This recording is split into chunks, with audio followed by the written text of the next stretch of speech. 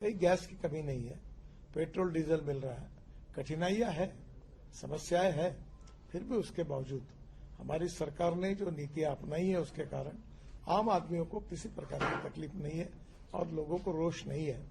पर international level पर जब हम हमारी एनर्जी क्राइसिस में हम 86% इम्पोर्ट करते हैं तो नेचुरली उसमें अड़चने तो है, क्योंकि हमारे देश की तो ताकत 14% है।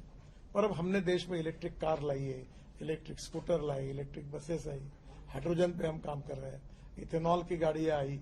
अब 20% इथेनॉल जो किसान तैयार करता है वो पेट्रोल में जा रहा है। अब 100% इथेनॉल की गाड़ियां अब हमने लाई है।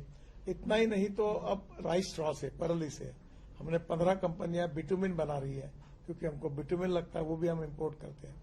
तो आत्मनिर्भर भारत बनाने का जो उद्दिष्ट हमने सामने रखा है उसके लिए इम्पोर्ट को कम करना, एक्सपोर्ट को बढ़ाना, और ये जो पैसा बचेगा ये देश में इसके कारण रोजगार निर्माण होंगे, गांव गरीब मजदूर किसान का कल्याण होगा और देश तरक्की और विकास के लिए आगे बढ़ेगा।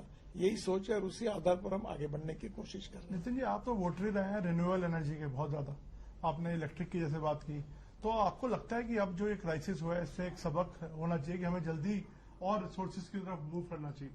देखिए, बिल्कुल सही बात है। हमें अगर आत्मनिर्भर भारत बनना है तो 22 लाख करोड़ रुपए देश की इकोनॉमी से हमारी ये फॉसिल फ्यूल के इंपोर्ट के लिए खर्चा होती है।